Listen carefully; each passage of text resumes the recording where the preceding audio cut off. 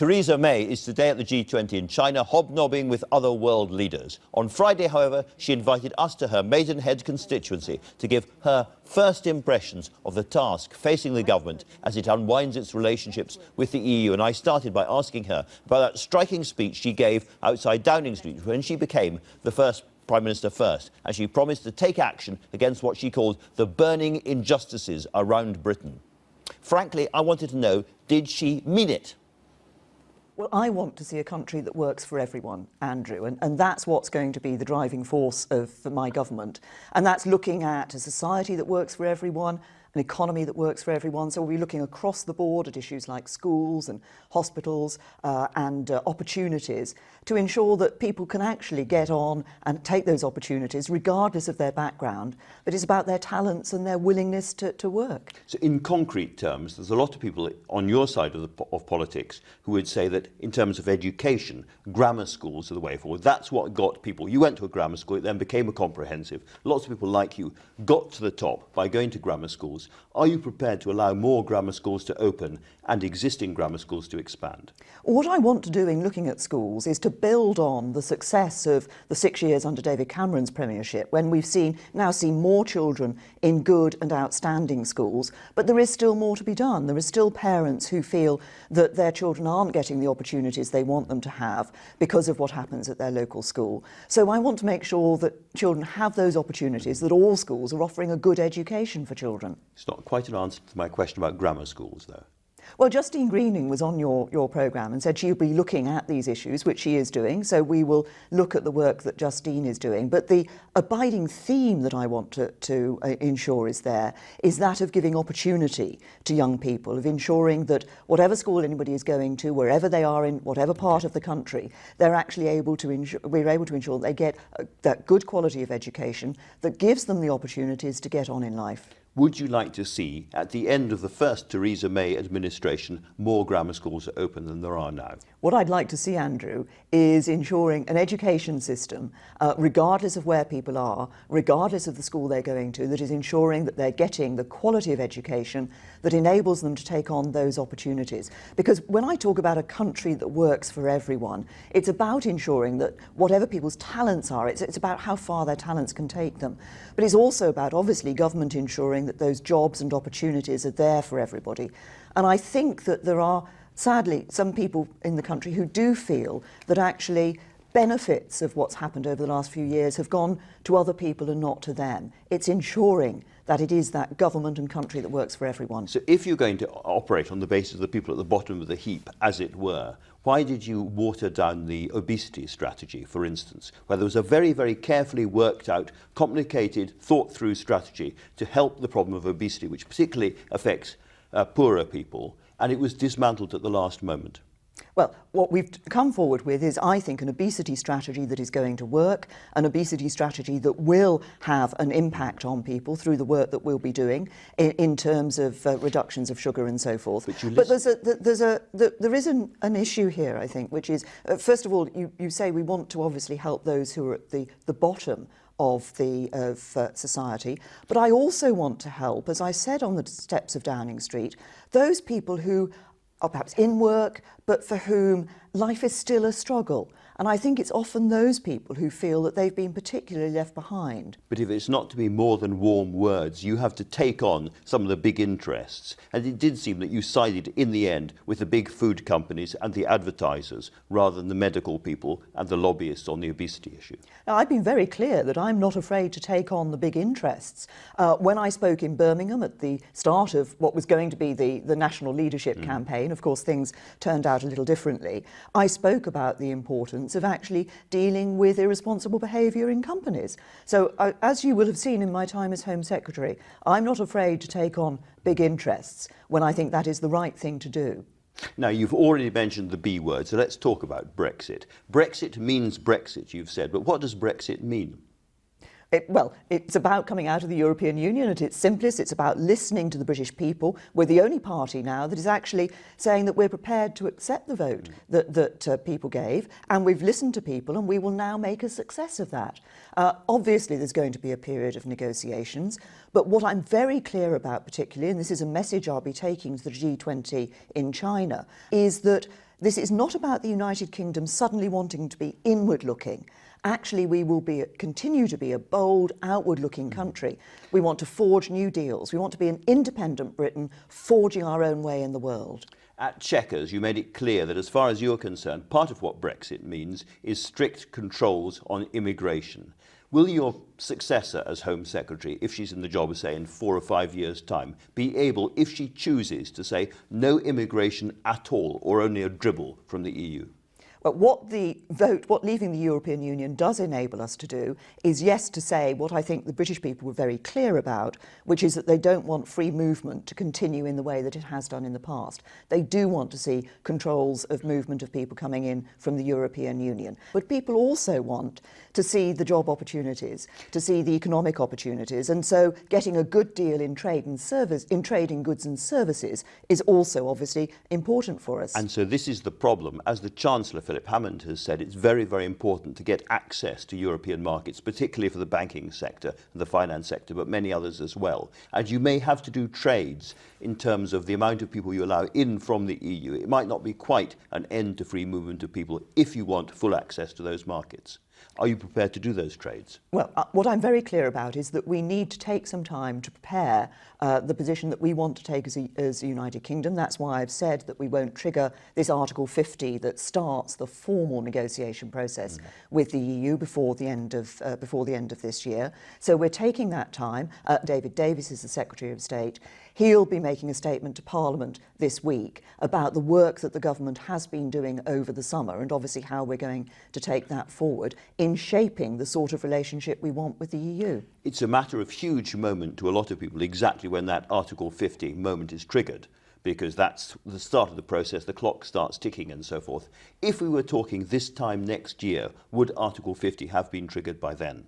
Well, I don't think it should be triggered before the end of the year because I think we need to have a period of preparation. And I think it's actually good for the rest of the European Union that they're also able to have that period of preparation so that when we start the process of negotiations, the process, I think, will be smoother and we can ensure that there is as little disruption as possible. But I'm very clear also that the British people don't want the issue of Article 50 being triggered just being kicked into the long grass. In your view, should we have access to the single European market? Well, what I want to see is the best possible deal for the United Kingdom in trade, in goods and services. I don't want to adopt I don't want to adopt a particular model. And people use phrases about access to the market, about customs unions and so forth. I prefer to look at it and say, let's work out what the best deal for us would be in trade in goods and services. And then let's be ambitious and go out there and fight for it. As you head off to the G20, everyone wants to hear more about Brexit and how it's going and so forth, but you leave with economic figures that could hardly be better. Employment's right up, consumer confidence is very, very strong indeed, and we've had some excellent manufacturing index figures. So that suggests that all those people who said that Brexit would put a bomb under the British economy or be a DIY recession, I think the former Chancellor of the Exchequer said, all of that was scaremongering. Well, we have had some good figures and better figures than some had predicted would be the case. But what is important for us now is that we maintain that policy of ensuring economic stability and a strong economy for the future.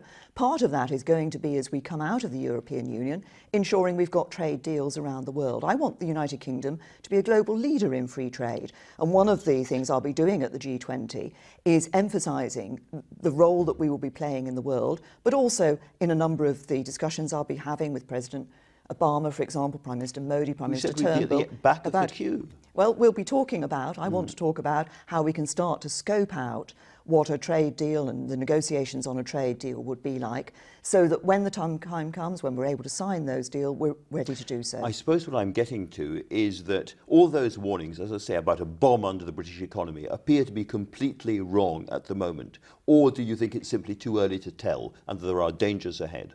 Well, I'm not going to pretend that it's all going to be plain sailing. I think we must be prepared for the fact that there may be some difficult times ahead.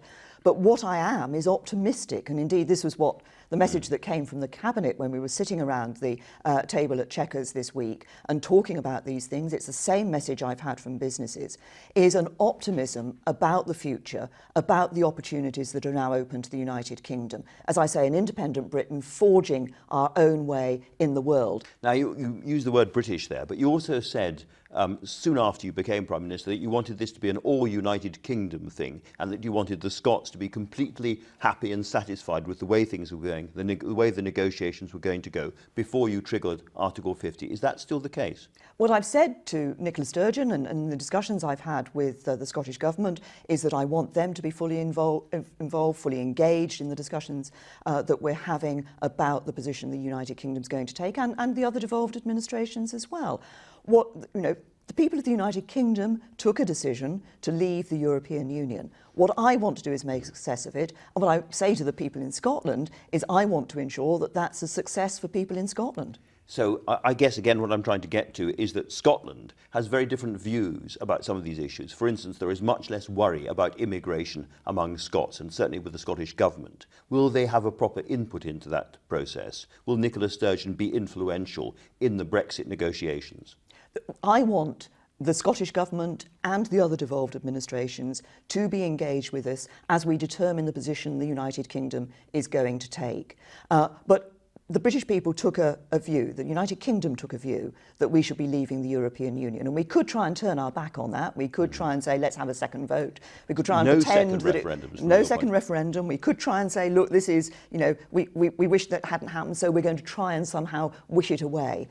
What I'm saying, what the Conservative Party is saying, it's the only party that is saying this, is we respect the wishes of the British people. The British people want us to leave the European Union, and that's what we will do. In Scotland, there is still a feeling that we in Scotland voted to stay. We didn't vote the same way as England, and that we would like to stay inside the EU. That in itself is triggering pressure for a second Scottish independence referendum. There's a lot of talk about it all summer. If that came about, would you prevent that second referendum happening?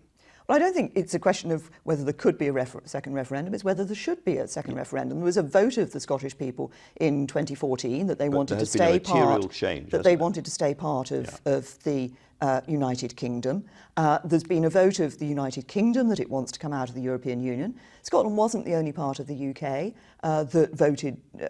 Overall voted remain rather than to leave, but the overall view of the United Kingdom and the public was to come out of the European Union. As I say, we could try and, some people might say, well, let's try and row back on that, let's try and find a way out of that. Yes. A vote was taken, a decision was taken. The job now is to get on with it. But a lot of people watching, and not only in Scotland, want to know whether, if there are proposals for a second Scottish independence referendum quite soon, Theresa May, as Prime Minister of the UK, would say, no, I'm not going to let that happen.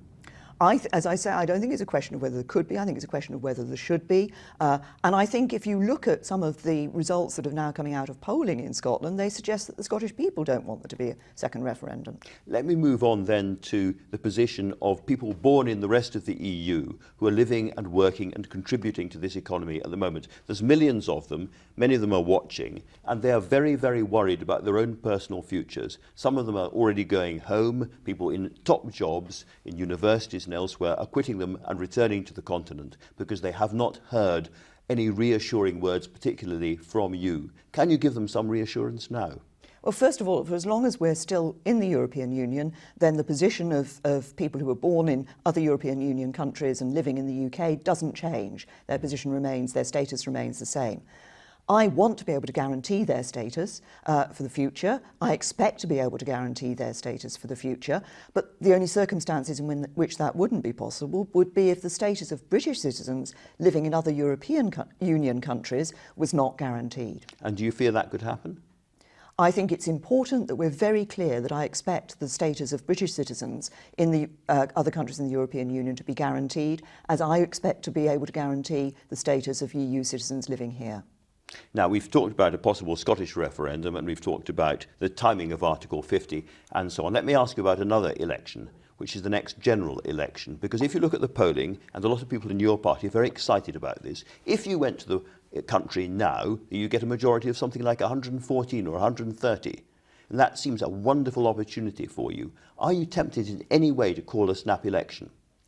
I think what's important, particularly having had the referendum vote, is that we have a period of stability. There's a challenge ahead in ensuring that we make a success of coming out of the European Union. I think it's important that we focus on that and the other reform agenda that I have for the country as we go forward. And we'll be continuing the manifesto on which the Conservative government was elected in 2015. So I don't think there's a need for an election. I think the next election would be in 2020. Let me make this very clear, because again, it's very important. Under current law, the next election will be in 2020. No ifs, no buts, no snap elections, no changing the law. Under you, is that absolutely certain, that we're not going to see an election before 2020? I'm not going to be calling a snap election. I've been very clear that I think we need that period of time, that stability, to be able to deal with the issues that the country is facing and have that election in 2020.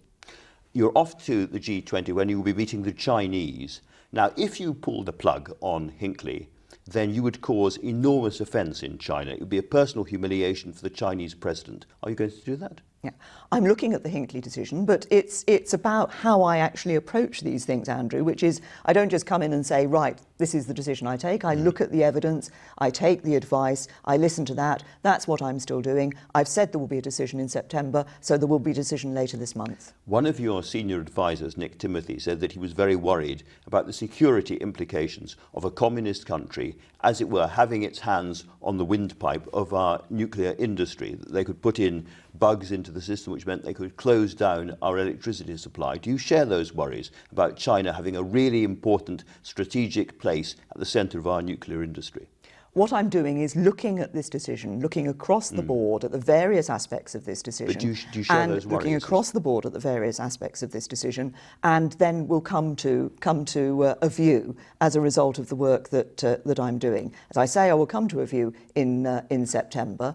As Home Secretary in the past, of course, and as Prime Minister, national security is a key issue for us. But in terms of that individual decision, I'll be looking at all aspects of it and come to a decision in September. But it would be quite something, wouldn't it, to have a communist country in control of our nuclear industry, because they don't just want Hinckley, they want to build their own station at Bradwell as well. So this is a big, big strategic decision. And yet, if they are offended by the way we approach this, we are cutting off our noses and spiting one of our really, really important partners in the future post-Brexit. So it's a really tough decision for you, isn't it? I think you're trying to get me to sort of give an indication as to what my decision is going to be, yes. Andrew, which I'm not going to do, because as I say, the way that I work is to assemble the evidence, to look carefully at the evidence and then come to a decision. And that's the process I'm going through.